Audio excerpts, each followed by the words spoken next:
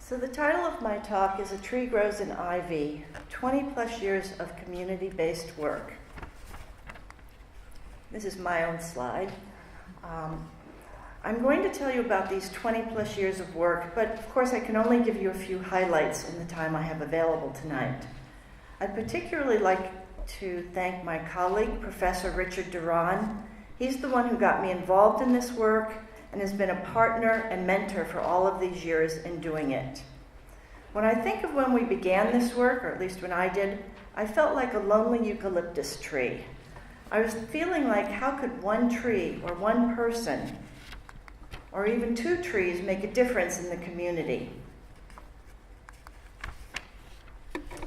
Most people are familiar with Isla Vista as a college student neighborhood. They think of partying at the beach or riots in the street.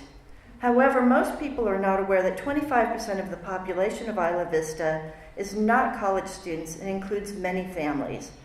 There's a long-term and vibrant community of Latino families in IV. These are the people we work with.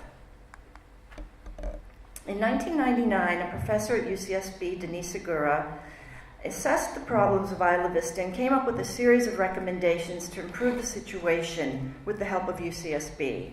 Some of the recommendations included expand tutoring programs for youth, expand youth recreational activities, expand UCSB service learning, and develop local Latino leadership. These are things that we do. We follow a model called UC Links, which stands for University Community Links. We're a consortium of universities. We began in California, but we now have universities throughout the country and even in a number of other countries that work together to develop principles to do this community work better. In alignment with the mission of the UC, we do service, teaching, and research. What's particularly unique about the way we do it is that we try and involve the children, the parents, the undergrads in the research, as well as the graduate students in our own research. So for instance, the undergrads who take our classes and work in the community learn to write field notes that become part of our ongoing database. The other things that we've learned through this consortium is how to collaborate with community organizations. We've learned many different models for supporting the activities of organizations and developing our own activities. As we've been learning this model, I've started to feel more like a series of interconnected trees rather than just one lonesome eucalyptus tree. The first program I worked with was called the Parents, Children, and Computers program. This took place at Isla Vista School starting in the mid-1990s. What we wanted to do was help parents to learn technology and to produce different kinds of desktop publications with their kids. At that time, very few families in Isla Vista had computers at home. In fact, many of the parents had never even touched a computer, and many of them had only the most basic literacy skills. We were successful in doing this, but one achievement I'm particularly proud of is when the parents started to do research and assess the problems facing other parents at their schools. They started to publish a series of newsletters in Spanish and English and distributed them to the other parents at the school. And this is one of the issues of the newsletter that they produced. In this way, parents were becoming researchers and leaders. Another important highlight for me was when the Isla Vista Teen Center opened in 1998. Richard and I went to visit it when they first put it together, 2 portables. We felt like it was a big and beautiful space for the youth of Isla Vista, but it was very empty. We were lucky enough to be able to contribute the first computers to the teen center, and we set up a computer literacy program for 6th graders. Over the next few years, we did various special projects with parents and children. Since 2005, we've been every quarter placing undergraduates to work at the teen center, over 300 students to date. They tutor the kids, but they also develop special projects, and there are 2 of them that are particular highlights for me from this time period. One group of undergraduates decided to research cross-cultural jump roping and then introduce it at the teen center. It was very successful, and amazingly, it was most successful with the boys, who liked trying all the fancy moves. Another group of undergraduates decided to help the youth reach their career goals.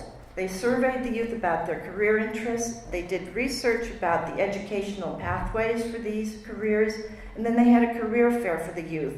So to encourage them to go to college, but also to support them in other goals. In 2015, another highlight happened. Those old portables got replaced by a beautiful new building, shown in this picture, called the St. George Youth Center. This was also the time at which a number of our graduate students got super involved in activities at the center and began to do their own research. For instance, Jasmine Macbeth designed maker activities such as dancing robots and multimedia word clouds to promote interest and long-term participation in STEM. As a result of her work, the first youth from Isla Vista were accepted into the Dos Pueblos Engineering Academy, which is very competitive and prestigious. David Sanyosa is working on the sound project. Noise in Isla Vista is a major concern. He worked with the teams to measure the sound levels all over Isla Vista, and then they made a noise map. And then they have been working on solutions to the noise that disturbs the families, if not the college students. Another graduate student who's been doing a lot of work with the Teen Center is my student, Stephanie Arguera. She's investigating how working with all these different projects with UCSB students is promoting a college-going identity among the youth in Isla Vista. Another very important thing that's been happening at the Youth Center over the last few years is the I'm a Student Too campaign. This was initiated by the Future Leaders of America, but our students also got very involved. The youth explored the opinions and problems of Isla Vista by distributing over 800 surveys to the residents of Isla Vista as well as Goleta. They worked to make what they found public and the solutions they saw to their problems public through forums and even an online journal article. But what has become a more permanent and public statement of what they learned is the mural shown at the top of this slide. In this mural, which took a year to conceive and carry out and finally get done, the youth tried to show the community who they are and how they identify. So I'm going to try and use this pointer. So some of the features of this mural are, it includes the Mexican flag and behind these people the US flag, reflecting their dual identity. It also represents the nature and physical environment of Isla Vista, the waves in the woman's hair, and the beauty of the trees in Isla Vista. They also chose to include other ethnic groups that have lived in Isla Vista, including the Chumash with the turtle, who were the original residents, and things like the Shiva from the Hmong community. The second mural in the bottom there was by younger teens. It's a bit more whimsical, but it's equally a statement about their presence in Isla Vista. However, this work hasn't always been easy or successful. Some of the undergrads who work at the center don't enjoy their time or don't learn anything. Some of our projects end. The Parents and Computer project ended after 10 years. And our research projects don't always work out either. But then things happen, that make it all worthwhile. Not her talk, my talk. 2 months ago, the St. George Center celebrated its 20th anniversary. They had a party to bring together the people who had helped to make the Teen Center a success over the years.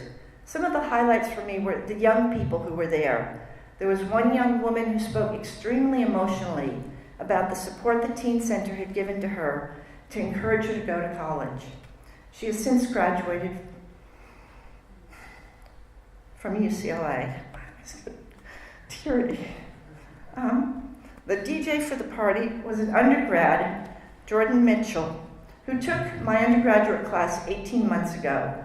Ever since then, he has continued to teach the youth music. He's now applying to graduate school in music education. The final part of the celebration was the announcement of new trees in Isla Vista. The teens had planted 2 trees to recognize the people who had helped the teen center over the years. I was very happy and surprised to see my name and Richard's name and many other people from UCSB who had made the teen center a success. I guess we've overcome the eucalyptus barrier between UCSB and Isla Vista. There are now trees that grow right in the middle of Ivy, symbol of new roots and growth for the future.